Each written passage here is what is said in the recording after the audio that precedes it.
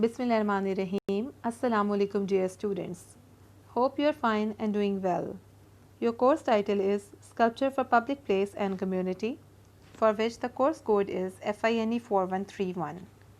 I am Sana Arslan from University of Education, Lower Mall Campus, and this is your lecture number 25, which is about the use of color and technique in sculpture, Cubism style. तो यहाँ पे आप क्यूबिज़म style को मद्देनज़र रखते हुए एक sculpture बनाएंगे और उसी टेक्निक का इस्तेमाल करेंगे जो कि क्यूबिस्ट अपने स्कल्पचर्स में किया करते थे, और आप चाहें तो एडिशनली उसमें कलर्स को भी ऐड कर सकते हैं. First of all come to your course outline, that is introduction to modern sculpture, concepts of modern sculpture, history of modern sculpture, pre and post surveys of attitudes about public art and its community, art space and city, wildlife sculpture, kinetic art sculpture, history of community, 3 projects on world renowned community and slight lectures on historical and contemporary sculptures and movements. So इनमें से काफ़ी ज़्यादा चीज़ें जो हैं वो आप already कर चुके हैं और जो प्रैक्टिकल्स हैं उनको भी आप साथ साथ प्रैक्टिस कर रहे हैं. सो जो आपका लास्ट लेक्चर था that was about the fauvism style, उसमें आपने अपना जो है वो कलर्स के साथ एक स्कल्पचर बनाया, और ये जो आपको असाइनमेंट दी जाएगी, जो एक प्रैक्टिकल असाइनमेंट दी जाएगी, ये बेस करेगी क्यूबिज़म के स्टाइल के ऊपर, उसकी टेक्निक के ऊपर. So the practical assignment is make a theme based composition of sculpture in any medium by following the techniques used by cubist artist. तो जो क्यूबिस्ट आर्टिस्ट ने टेक्निक इस्तेमाल की, उन्होंने जो अपने स्कल्पचर्स बनाए उस तरह से टेक्निक्स का इस्तेमाल करते हुए आप एक थीम बेस्ड कॉम्पोजिशन बनाएंगे किसी भी मीडियम में, और जो आप मटेरियल इस्तेमाल करेंगे वो क्ले और पेंट्स भी हो सकते हैं. उसके अलावा भी ऑप्शनल ये है कि आप उसमें ऐड करें कलर्स, और अगर आप चाहें तो बेशक उसमें कलर्स ऐड मत करें. क्यूबिज़म क्या है? 1907 से 1920s में जो है वो ये मूवमेंट थी, और इसके बारे में ऐसा कहा जाता है the very name cubism came from this painting. ये जो पेंटिंग आप देख रहे हैं हाउसेस वाली, इसके हवाले से कहा जाता है कि इस पेंटिंग से ये नाम इमर्ज हुआ. कैसे कि when the critic Vauxcelles saw this painting he said the houses look like a bunch of little cubes. He made the comment to be insulting but the name cubism stuck. तो ये एक ऐसा critical analysis था कि इसको देखकर ऐसा लगता है जैसे क्यूब्स में जो है वो ये बनाया गया है, जैसे look like a bunch of little cubes. तो उससे जो है वो क्यूबिज़म का नाम स्टार्ट हो गया, और उसके बाद ये बहुत फेमस भी हुआ. सो यहाँ पर जो है वो एक सेइंग है Cezanne की, that everything in nature is based on a fair cylinder, one must first learn to paint according to these simple shapes. And second यहाँ पे आप देख सकते हैं reality of an object or figure does not stop at what we see of it at a single glance. It also comprises of those views and aspects which we do not actually see at one glance but which in our minds we know to exist. तो यहाँ पर उन्होंने कहा है कि चीज़ें और objects सिर्फ ऐसी ही नहीं होती जिस तरह से हम उनको देखते हैं एट द फर्स्ट ग्लांस, बल्कि उनके अंदर वो व्यूज़ और एस्पेक्ट्स भी शामिल होते हैं जो कि हमें फर्स्ट ग्लांस में नज़र नहीं आते, लेकिन हमारे माइंड के अंदर जो है वो मौजूद होते हैं, और उनके ज़रिए जो है वो उनके इस्तेमाल के साथ क्यूबिस्ट ने जो है वो अपनी पेंटिंग्स के अंदर जो है वो फॉर्म्स को डिस्टॉर्ट भी किया, उनको चेंज करके यूज़ भी किया, और बहुत मुख्तलिफ़ तरीके से क्यूब्स का इस्तेमाल करते हुए उनको बनाया, जो कि बहुत खूबसूरत महसूस होता है. Analysis of form. How did Cubism change the way we see the world?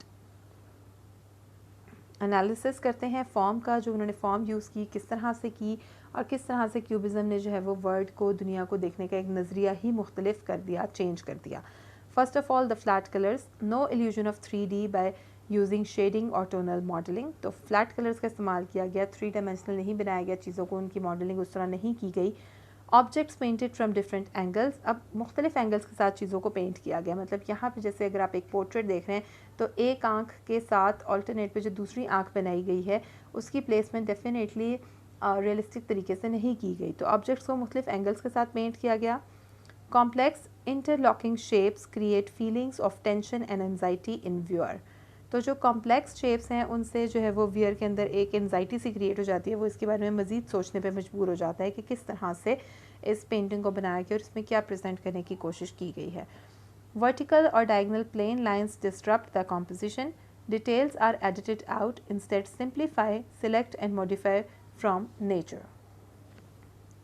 Characteristics जो है वो क्यूबिज़म की वो ये हैं कि एब्स्ट्रैक्ट है, ब्रोकन मिरर इफेक्ट भी हमें यहाँ पेंटिंग्स में नज़र आता है, रीअरेंज्ड चीज़ें नज़र आती हैं, ज्योमेट्रिकल नज़र आती हैं, मल्टीपल व्यूज़ में बनाई गई हैं एंड सिंप्लीफाइड शेप्स का इस्तेमाल किया गया है।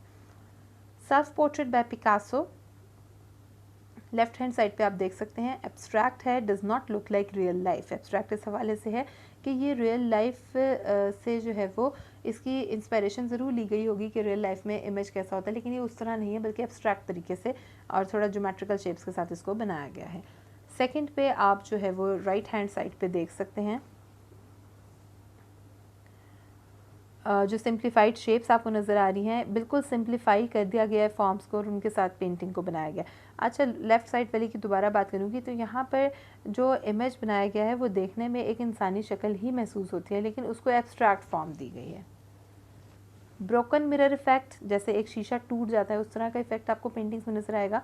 और रीअरेंज्ड फॉर्म नज़र आती हैं, जैसे पाँव और हाथ अलग अलग अरेंज किए गए हैं, या लेफ़्ट साइड पे जो लोअर इमेज आप देख रहे हैं उसमें आँखों को रीअरेंज किया गया है, आँखों के बाद नोज़ और हर चीज़ को जो वो रीअरेंज फॉर्म में प्रेजेंट किया गया है। तो इन चीज़ों को बताने का मकसद आपको ये है कि आप इसमें से कोई भी तरीक़ाकार इस्तेमाल कर सकते हैं और अपना जो स्कल्पचर पीस है उसको बना सकते हैं। आप चाहें तो उसको एब्स्ट्रैक्ट बनाएं, चाहें तो सिंप्लीफाइड शेप्स में बनाएं, आप चाहें तो ब्रोकन मिरर इफेक्ट दे सकते हैं या चीज़ों को रीअरेंज भी कर सकते हैं।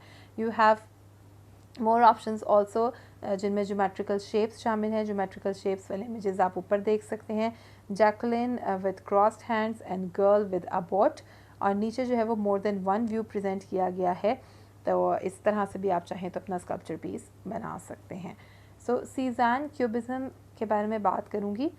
Reduction of natural forms to geometrical shapes in landscapes, इन्होंने लैंडस्केप्स के अंदर जो वो रिड्यूस कर दिया नेचुरल फॉर्म्स को और उनको ज्योमेट्रिकल शेप्स की तरफ ले गए।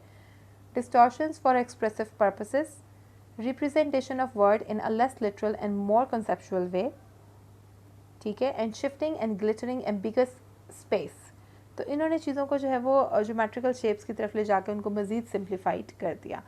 Analytical cubism and synthetic cubism, दो तरह से क्यूबिज्म के अंदर जो है वो काम किया गया। पहले एनालिटिकल क्यूबिज्म की बात करते हैं। Analysis and reduction of forms into basic geometric forms, mostly landscapes, few figures, simple subjects, noticeable lack of colors, earth tones, colors or tones with neutral associations। तो दो आपको यहाँ पे पेंटिंग्स नज़र आ रही हैं। यहाँ पर जो है वो लैक ऑफ कलर आपको नज़र आएगा, अर्थली टोन्स नज़र आएंगे और न्यूट्रल एसोसिएशन नज़र आएगी।